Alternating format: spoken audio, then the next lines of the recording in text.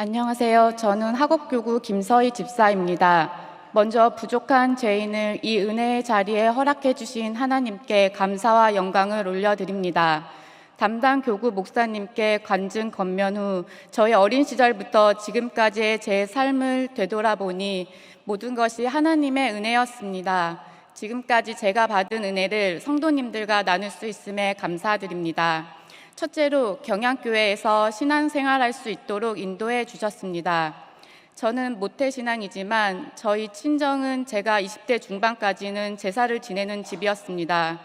유일하게 기독교셨던 할머니의 영향으로 아기 때 유아 세례를 받고 할머니 손을 잡고 집 앞에 있는 작은 개척교회를 21살 때까지 다녔습니다. 성도님들끼리 그 가정의 숟가락 개수까지 알 정도로 가깝고 친밀한 사이였고 가족적인 분위기의 작은 교회였습니다. 그런데 교회에 크고 작은 일이 생기면서 아기 때부터 다녔던 교회를 우리 가족 모두가 떠나게 되었고 하나님께서는 집 근처인 경양교회로 인도해 주셨습니다. 하지만 소극적이고 내향적인 저는 대형 교회인 경양교회에 잘 적응하지 못했고 주일 오전 예배만 겨우 드리는 방황의 시간을 보내고 있었습니다. 10년이 넘는 방황의 시간이었지만 하나님께서는 항상 제 손을 놓지 않으셨습니다. 청년 때는 할렐루야 찬양대로, 결혼 후에는 세소식반 교사로 사용하여 주셨고 주일은 경양교회에서 예배를 드릴 수 있게 늘 인도해 주심으로 경양의 울타리 안에서 살아가는 복을 허락해 주셨습니다.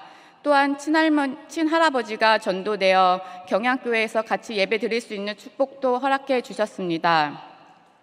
둘째로 경양교회에서 믿음의 가정을 꾸리고 믿음의 자녀까지 허락해 주셨습니다. 미혼 청년으로 지내던 어느 날 당시 교구 전도사님께서 제 남편을 보시고 저랑 잘 어울릴 것 같다며 소개를 해주셨습니다. 저희 둘은 1년 연애 끝에 결혼했고 몇 년 후 아들을 낳는 축복도 허락해 주셨습니다.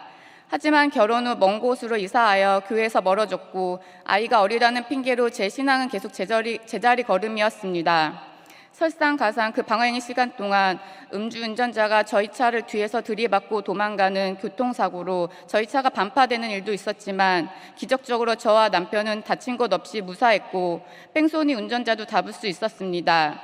그리고 몇 년 후에는 제가 담낭 절제 수술을 하게 되었고 2019년에는 남편 사업도 어려워져서 육체적으로 정신적 물질적으로 정말 힘든 시간을 보내면서도 깨닫지 못하고 하나님을 멀리하고 내 힘으로 내 계획대로 살고 있었습니다. 그야말로 썬데이 크리스천으로 7년간 북서울 교구에 있다가 2020년 교회 근처로 이사를 오게 되었습니다. 그 당시 진호는 5살이었는데 이사 오기 전부터 알아본 유치원에 입학금을 냈었습니다. 그런데 저희 친할머니께서 성교원을 보내야지 무슨 유치원이냐고 호통을 치셔서 유치원을 바로 취소하고 성교원을 보내게 되었습니다. 진호가 성교원을 다니면서부터 놀라운 일이 생기기 시작했습니다. 진호의 입에선 동요가 아닌 찬양과 말씀 암송이 흘러나왔으며 진호는 교회와 예배를 사모하는 아이가 되었습니다. 수요일이면 수요 예배 가자고 금요일이면 금요 예배 가자고 제 손을 끌었습니다. 그리고 진호는 세상에서 하나님이 첫 번째로 좋은데 엄마는 세상에서 첫 번째로 좋은 게 무엇이냐며 물었고 저는 부끄럽게도 그 당시에 물질에 어려움이 있었을 때라 돈이라고 대답하면서도 창피한 줄 몰랐던 적이 있었습니다. 그렇게 하나님께서는 믿음의 선물인 아들 진호를 통해 모태신앙이었지만 늘 어린아이 같던 저의 믿음을 조금씩 성장시켜 주시는 은혜를 허락해 주셨습니다. 셋째로 경양에서 믿음의 선배님들과 믿음의 친구들을 허락해 주셨습니다. 사실 저는 거의 39년간 열등감에 빠져 살던 사람입니다. 저희 아버지는 제가 3살 때 뺑소니 사고로 돌아가셨고 부모 없이 할아버지 할머니 손에 키워진 영화나 드라마에서나 볼 법한 불쌍한 아이였습니다. 어린 나이에 그런 일들을 겪다 보니 일찍 철이 들긴 했지만 항상 주눅이 들어있었고 늘 내가 세상에서 제일 불쌍한 사람이라는 생각에 깊게 빠져 살고 있었습니다. 어느 날 고교 전도사님께서 서희 집사 왜 항상 구부정하고 자신 없이 무표정으로 걸어 다녀요? 그 나이에 이제 부모 있는 사람보다 돌아가신 분도 많은데 이제 부모님 안 계시다는 생각은 그만하고 가슴 펴고 고개 들고 당당하게 살아요 라고 가족, 친척 누구도 해주지 않았던 말씀을 해주셨습니다. 그 후로 제 삶이 조금씩 달라지기 시작했습니다. 문제가 생기면 하나님보다 사람을 찾고 하나님께는 불평불만하며 떼만 쓰던 제가 점점 감사하며 기도하게 되었고 아들의 손에 이끌려서가 아니라 스스로 예배와 말씀을 사모하게 되었습니다. 담임 목사님께서 항상 트리플 A형이라고 하시는데 저야말로 트리플 A형에 너무 소심하고 내성적이라 먼저 다른 사람에게 다가가고 말을 시키지 못하는 성격이었습니다.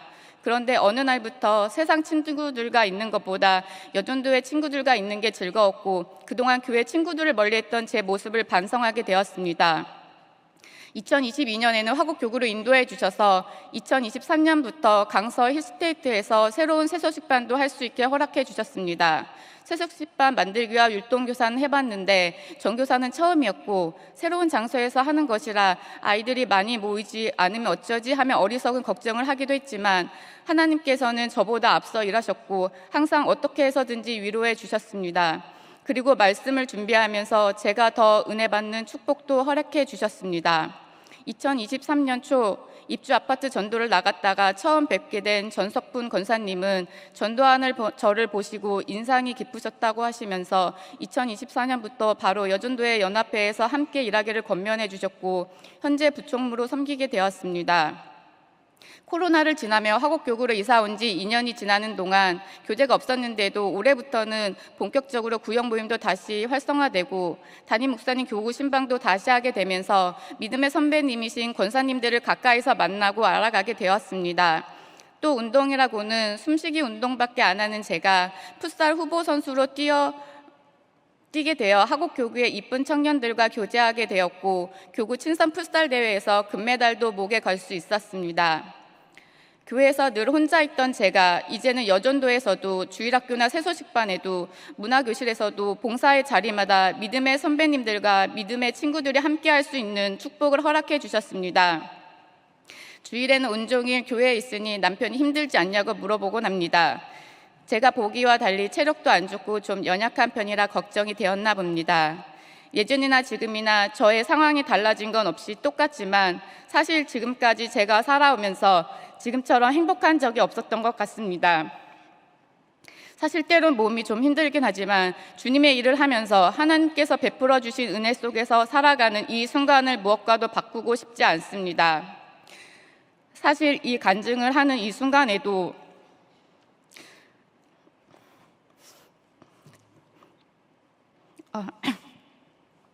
나같이 못나고 자격 없는 죄인이 이 자리에 서도 되는 걸까 하는 생각이 드는 건 어쩔 수 없는 것 같습니다.